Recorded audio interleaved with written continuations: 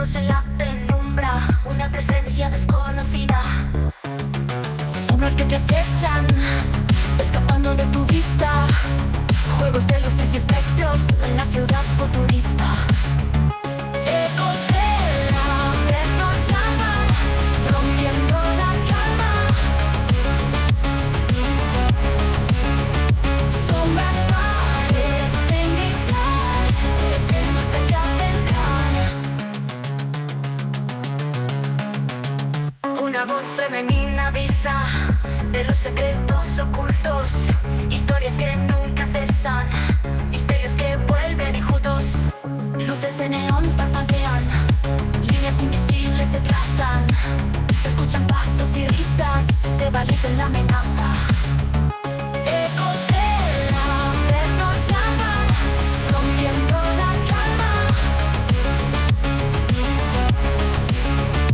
Sombras parecen gritar, desde más allá vendrán.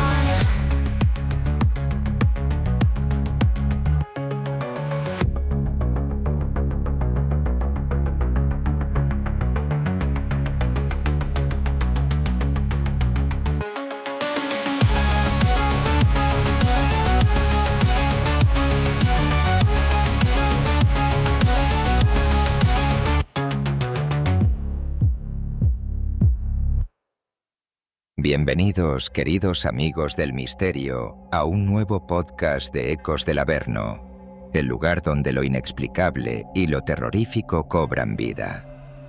Poneros cómodos, ajustad los auriculares, apagad las luces y disfrutad de este apasionante viaje por lo desconocido.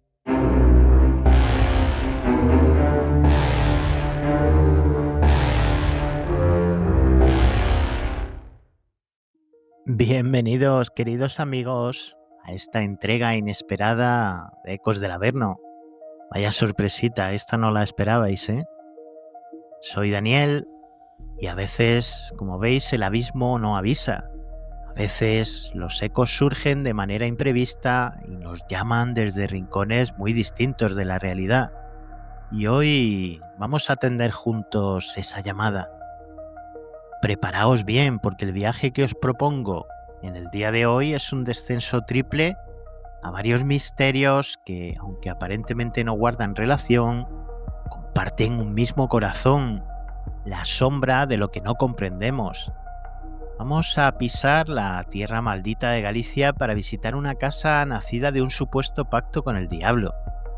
Después vamos a viajar a la Zaragoza de los años 30 para escuchar la voz imposible de un duende que aterrorizó a una ciudad entera. Y finalmente vamos a viajar hasta la Puebla de Montalbán. ¿Sabíais que en ese pequeño pueblo se realizó uno de los exorcismos más misteriosos que conocemos en España? Finalmente, para terminar el capítulo, nos sumergiremos en las profundidades del océano para desvelar un secreto sobre nuestra propia salud. Un conocimiento tan poderoso que muchos se preguntan por qué permanece oculto. 3 historias, 3 misterios y un consejo muy importante que os va a ayudar si queréis seguirlo para el tema de la salud. El folclore, el poltergeist y el exorcismo. Parece buen menú para hoy, ¿verdad? ¿Estáis listos para este viaje sorpresa por los pasadizos más oscuros de lo inexplicable? Preparaos, poneros cómodos, porque arrancamos Ecos del Averno.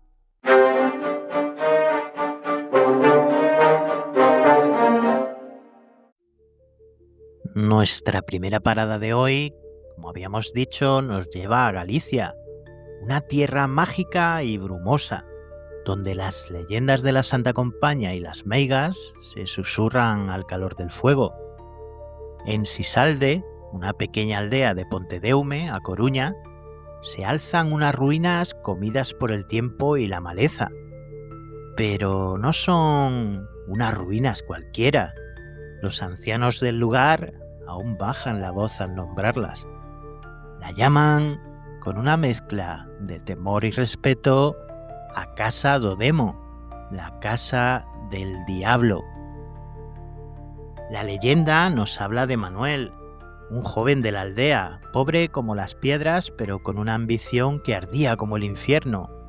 Al finales del siglo XIX, harto de su miseria, se dice que una noche de luna nueva se adentró en el bosque e invocó al mismísimo diablo. El pacto fue simple, su alma a cambio de riquezas sin fin. Poco después, Manuel emigró a Cuba y allí, contra todo pronóstico, amasó una fortuna legendaria. Años después, regresó a Sisalde, no como el joven pobre que fue, sino como un indiano rico y poderoso, y para demostrar su estatus mandó construir la casa más impresionante de la comarca, en el mismo lugar donde selló su pacto con el maligno. Una casa de piedra robusta, desafiante, pero desde el momento en que puso un pie en ella, supo que no estaba solo. Cuentan que las noches en la casa Dodemo eran una sinfonía de horrores. Se escuchaban cadenas arrastrándose por los pasillos vacíos, lamentos que surgían de las paredes, objetos que volaban por los aires y se estrellaban contra el suelo. Manuel, el hombre que lo tenía todo, vivía prisionero en su propia mansión, atormentado por la deuda que había contraído. Se volvió huraño, paranoico. Dicen que perdió la razón, gritando en la oscuridad a la entidad que había venido a cobrarse lo suyo. Murió solo, en la miseria espiritual, rodeado de una riqueza que al final no le sirvió de nada. Tras su muerte, nadie se atrevió a vivir en la casa. Las familias que lo intentaron huyeron aterrorizadas a los pocos días, hablando de una presencia opresiva, de un frío antinatural y de la sensación constante de ser observados por algo malévolo. Hoy, las ruinas de la casa Dodemo siguen en pie, como un esqueleto de piedra que advierte a todo el que se acerca. Los exploradores urbanos que se han atrevido a entrar hablan de cambios bruscos de temperatura, de extraños fallos en sus equipos electrónicos y de escuchar susurros en el viento. El eco de un pacto, dicen, es eterno, y en Sisalde el diablo aún parece ser el único dueño de la casa que un hombre ambicioso le construyó. Déjame en paz. ¿No te valió con todo lo que te di? Esta casa es mía. La pagué. ¿Tuya? Nada de esto es tuyo, Manuel. Ni la casa, ni el oro, ni el aire que respiras. Todo tiene mi marca. Todo forma parte del acuerdo. ¡Maldito seas! ¡Vete de mi casa! Yo no estoy en tu casa. Yo estoy en ti. Y he venido a cobrar el último plazo. Tu alma.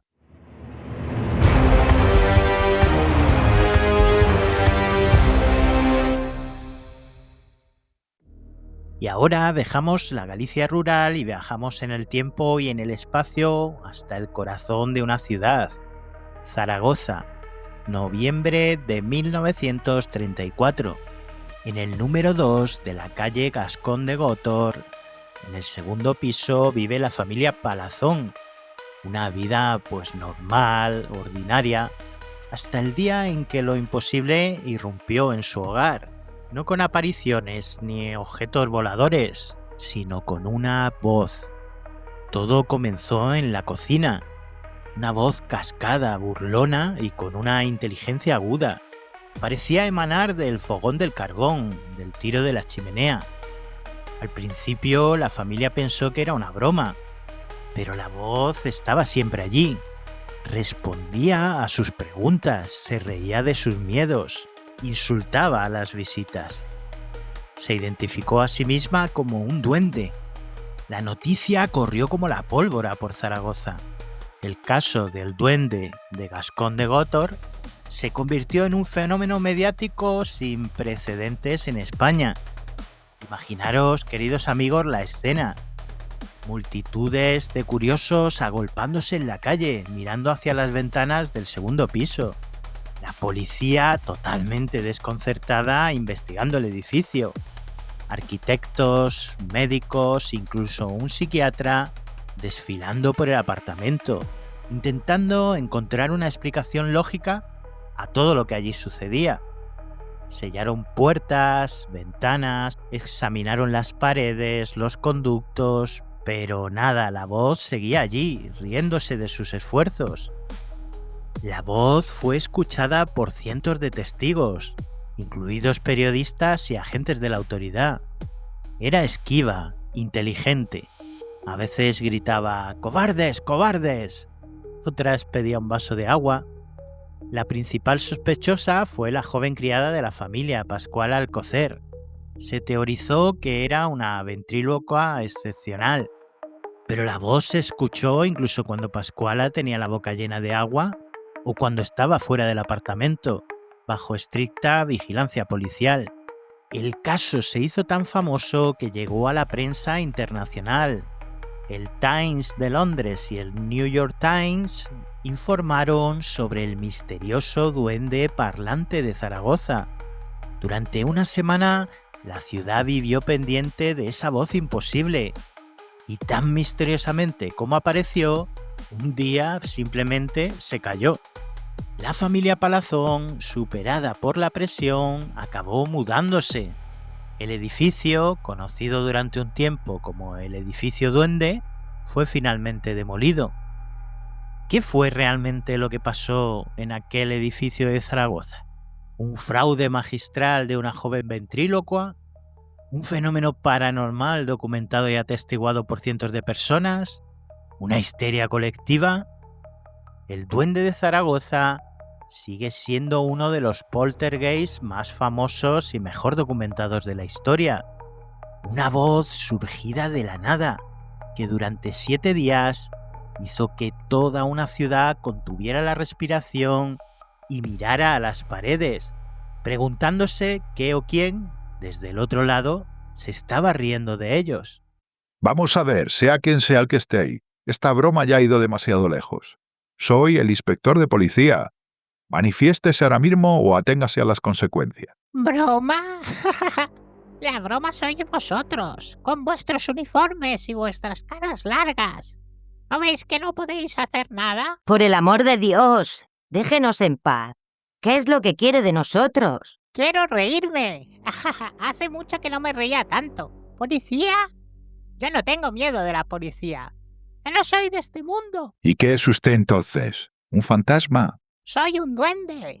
Y esta casa es mía. ¡Cobardes! ¡Todos vosotros cobardes!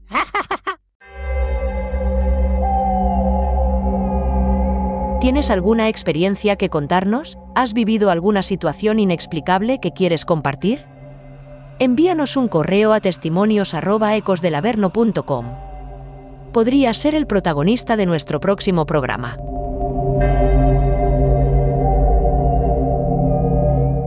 Y olvidad por un momento las películas de Hollywood, los efectos especiales y la ficción. El viaje que vamos a emprender ahora es a la España profunda, a la provincia de Toledo, en el año 1976.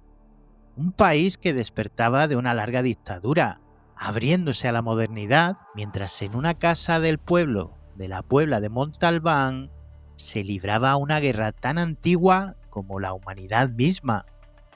Esto no es una simple historia de fantasmas, es la crónica de uno de los exorcismos más largos, violentos y oficialmente documentados de nuestro país.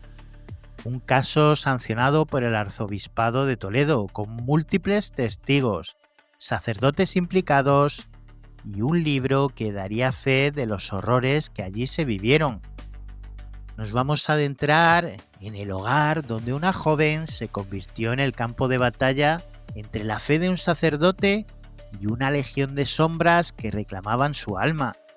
Esta es la historia real del exorcismo de la Puebla de Montalbán. os pido que os preparéis, porque los ecos que vamos a escuchar ahora resuenan con la fuerza de una auténtica lucha contra el mal. La Puebla de Montalbán, Toledo, 1976. Una localidad muy tranquila, anclada en sus tradiciones, cuna del autor de La Celestina, por ejemplo. En una de sus casas vive una familia normal, trabajadora, y con ellos una joven a la que, para proteger su identidad, llamaremos Clara. Clara era una chica como cualquier otra de su edad, vivaz, sociable, pero un día, sin previo aviso, una sombra comenzó a cernirse sobre ella y su hogar. Todo empezó de forma sutil, cambios de humor inexplicables, una apatía profunda, momentos de ausencia. Su familia, preocupada, pensó en los vaivenes de la adolescencia, pero pronto los síntomas escalaron a un nivel aterrador. Clara comenzó a sufrir convulsiones de una violencia extrema, arqueando su cuerpo de formas imposibles. Su rostro se contorsionaba en muecas de odio y su voz cambiaba, tornándose grave, gutural, irreconocible. Desesperados, sus padres iniciaron un peregrinaje por las consultas de los mejores médicos y psiquiatras. Le realizaron todo tipo de pruebas, encefalogramas, análisis, pero no encontraron absolutamente nada, ninguna patología, ninguna enfermedad mental conocida que explicara la magnitud de lo que estaba sucediendo.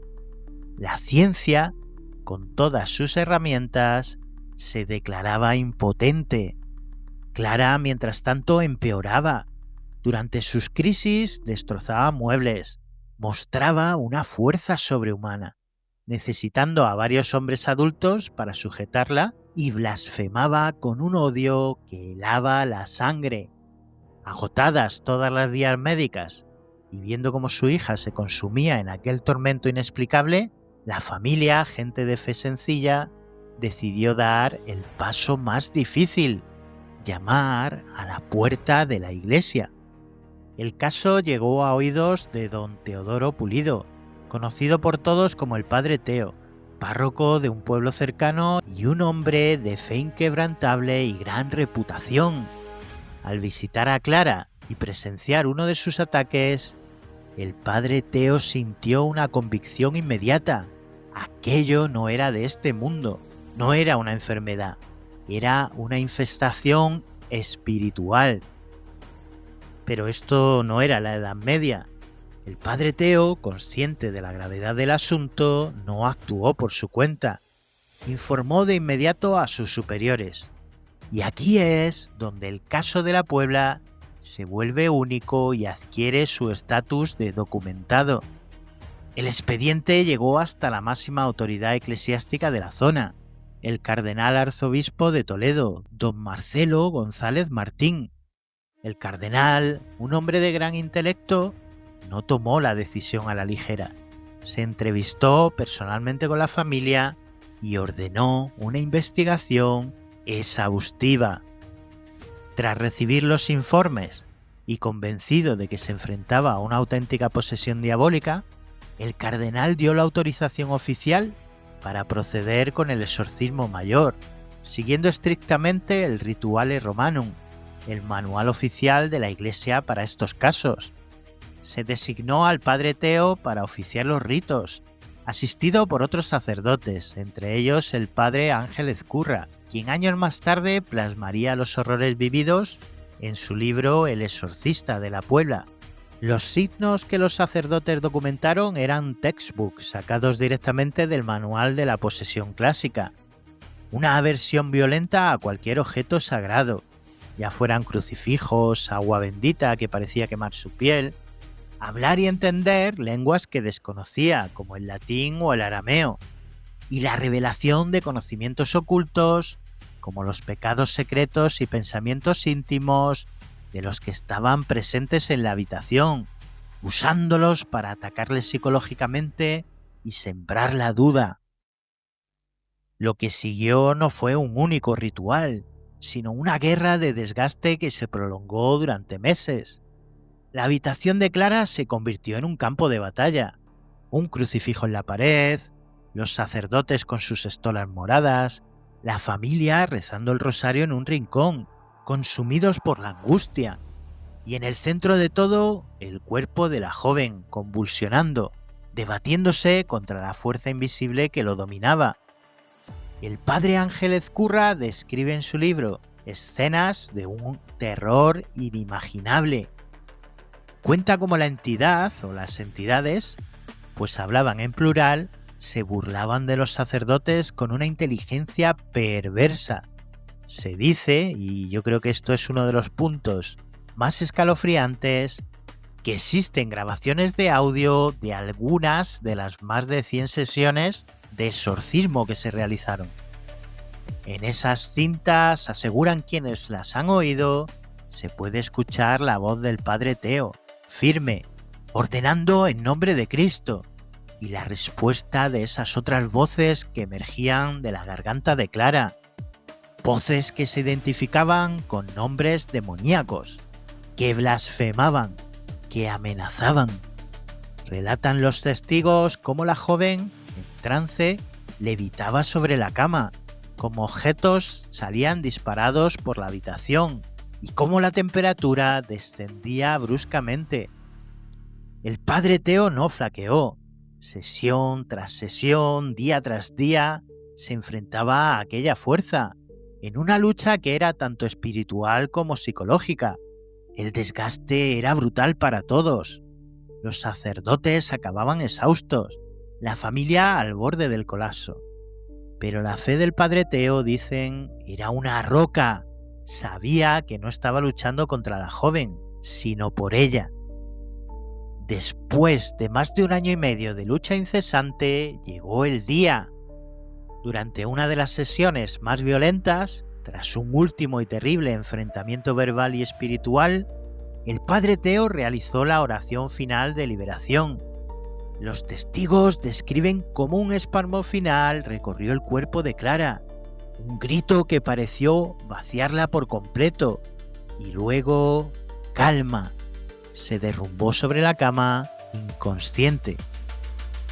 Cuando despertó, horas después, miró a sus padres con sus propios ojos, con su propia voz, y preguntó confundida: ¿qué ha pasado?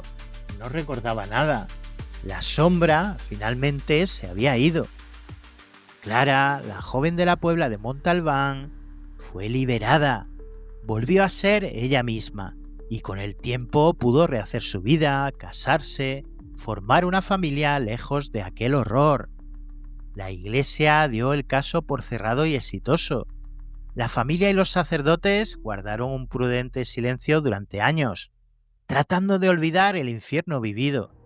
Solo el libro del padre Ezcurra rompió ese pacto de silencio para dar testimonio de lo allí acontecido. Por supuesto, siempre quedará la duda escéptica.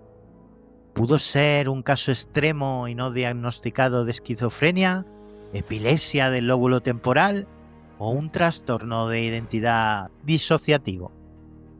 La ciencia buscará siempre una explicación racional, pero esa explicación no acaba de encajar con todos los testimonios. La xenoglosia, la fuerza sobrehumana, el conocimiento de hechos ocultos, fenómenos presenciados no por una, sino por múltiples personas, incluidos sacerdotes formados y prudentes. El exorcismo de la Puebla de Montalbán permanece como un monumento a lo inexplicable, un expediente documentado que nos obliga a preguntarnos por la naturaleza del mal.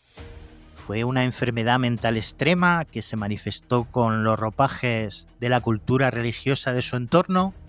¿O fue, como creyeron firmemente todos los que estuvieron allí, una auténtica y aterradora batalla contra una fuerza demoníaca real?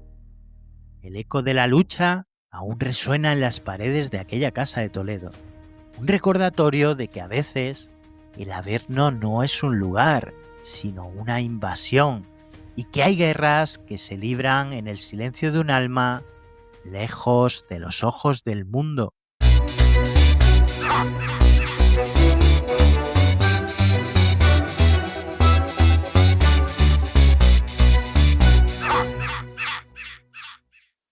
Y ahora, queridos amigos del Averno, dejamos los ecos de espíritus, exorcismos y duendes para sumergirnos en un misterio de una escala completamente diferente. Un misterio que no habita en casas encantadas, sino en el 70% o más de nuestro planeta. Un secreto guardado por el océano. Un conocimiento tan revolucionario que cabe preguntarse por qué no forma parte de nuestra medicina cotidiana. Pero para entenderlo bien, debemos viajar a la Francia de principios del siglo XX y conocer a un visionario, un biólogo y fisiólogo llamado René Quinton. Quinton, observando la vida marina, llegó a una conclusión que cambiaría la ciencia para siempre si se lo hubiera permitido. Postuló que nuestro medio interno, nuestro plasma sanguíneo, es, en esencia, un acuario marino, que la vida surgió en el mar y que cada uno de nosotros lleva ese océano primordial en sus venas. Quinton fue más allá de la teoría. Realizó experimentos que hoy nos parecerían impensables. Tomó a perros, les extrajo casi toda la sangre y la reemplazó por agua de mar, isotónica, es decir, diluida a la misma concentración de sales que nuestro plasma. Los perros no solo sobrevivieron, sino que se recuperaron con una vitalidad asombrosa. Convencido de su descubrimiento, abrió en París los dispensarios marinos. En plena epidemia de cólera y tifus, empezó a tratar bebés y niños desahuciados por la medicina oficial. Les inyectaba su plasma de Quinton por vía subcutánea y los resultados, documentados en miles de fotografías y archivos clínicos, eran milagrosos. Niños al borde de la muerte por desnutrición y gastroenteritis recuperaban el peso, la salud, la vida. El agua de mar, esa fuente de la que todos provenimos, estaba actuando como un nutriente universal, como un restaurador del equilibrio vital. El trabajo de Quinton fue aclamado. Sus libros se convirtieron en textos de referencia. Pero entonces llegaron las guerras mundiales y sobre todo el auge de la industria farmacéutica y los antibióticos. De repente, una solución tan simple, tan natural y tan barata como el agua de mar dejó de ser rentable.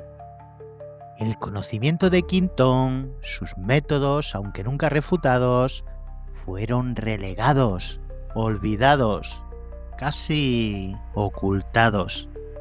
Hoy en día, la terapia marina sigue viva, pero en los márgenes de la medicina llamada ahora convencional. Y la pregunta que flota en el aire es tan profunda como el propio océano.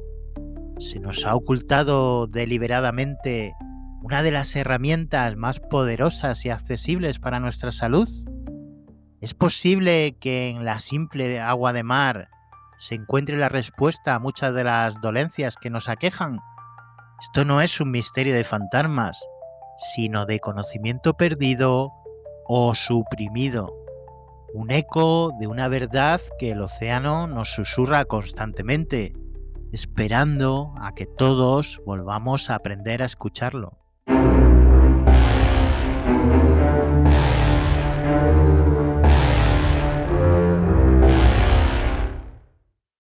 Y es así, queridos acólitos del Averno, como cerramos las puertas de A Casa do Demo, acallamos la voz imposible del duende de Zaragoza y emergemos de la oscuridad de una habitación en Toledo. Hemos viajado juntos por los pasadizos del miedo, la fe y lo inexplicable. Pero quizás de todas las historias que hemos compartido esta noche, la más terrenal, la del agua de mar, es la que esconde el eco más profundo y perturbador. Nos obliga a hacernos una pregunta fundamental. Una pregunta que va mucho más allá de los fantasmas y de los demonios, y que se adentra en la botica de nuestra propia vida. Pensadlo por un momento. Durante miles de años, la humanidad selló un pacto, no con entidades oscuras, sino con la propia tierra. La medicina era un susurro que pasaba de abuelos a nietos. Era el conocimiento del bosque, la sabiduría de las plantas, el poder de las raíces y de las flores. Las boticas de antaño olían a manzanilla, a romero o a corteza de sauce. Una infusión para la fiebre, una cataplasma para la herida, un aceite para el dolor. Era un conocimiento orgánico, vivo, que entendía que nosotros mismos no somos más que naturaleza. Pero en el último siglo asistimos a un divorcio rápido y brutal y aparentemente definitivo. Llegó la era de la ciencia sintética, la promesa de la píldora milagrosa, y no me malinterpretéis, trajo consigo auténticos prodigios que han salvado incontables vidas.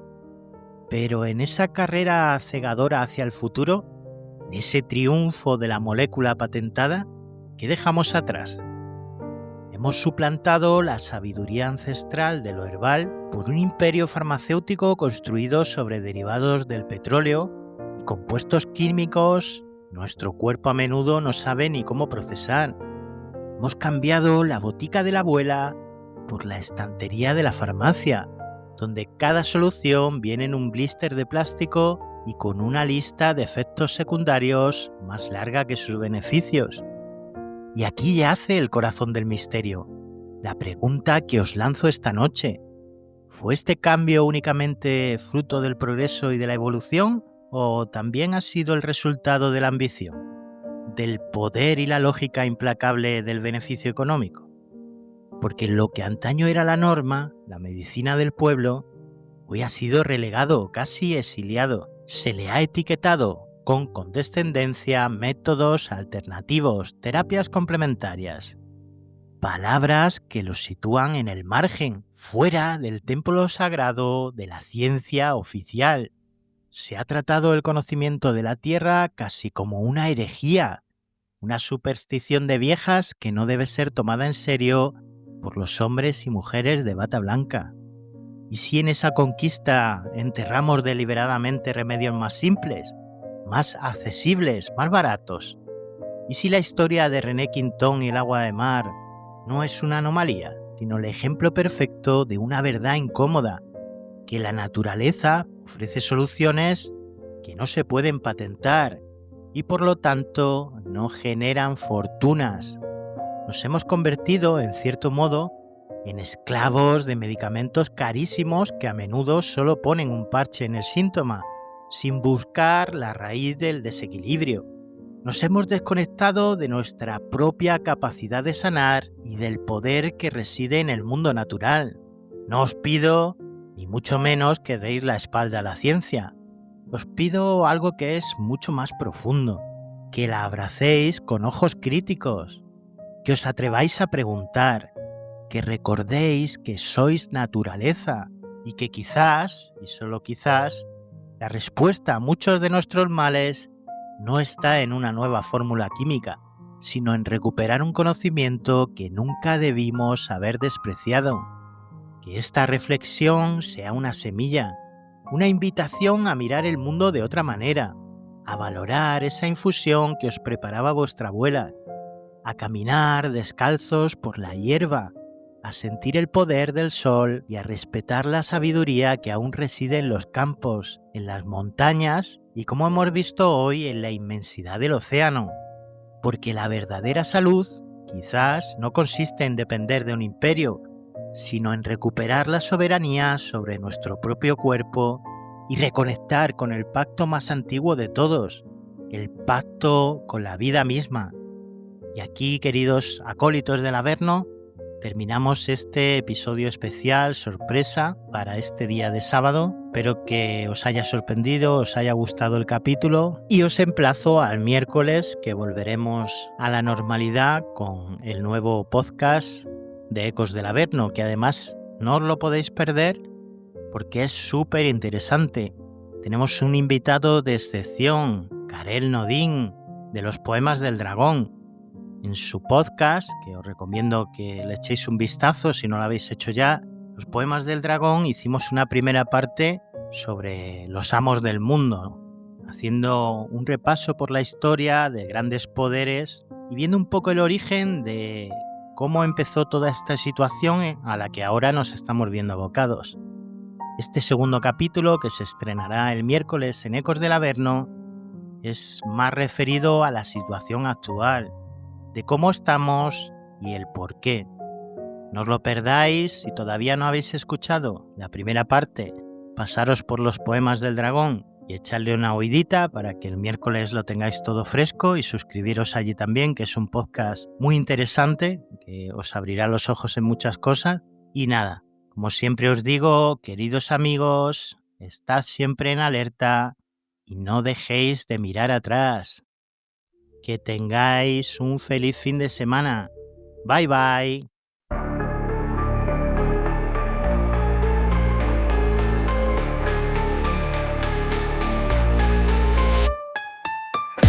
En la noche fría y oscura, donde el miedo cobra vida, susurros en la penumbra, la presencia es conocida. Sombras que te acechan, escapando de tu vista, juegos de luces y espectros en la ciudad futurista. Ecos del Averno llaman, rompiendo la calma. Sombras parecen gritar, desde el más allá vendrán.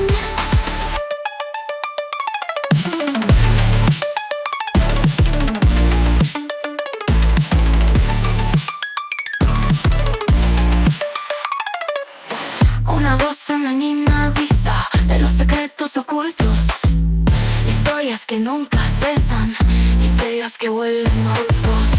Luces de neón parpadean, líneas invisibles se trazan, se escuchan pasos libres, se valiente la amenaza. Ecos del Averno llaman, rompiendo la calma. Sombras parecen gritar, desde el más allá vendrán.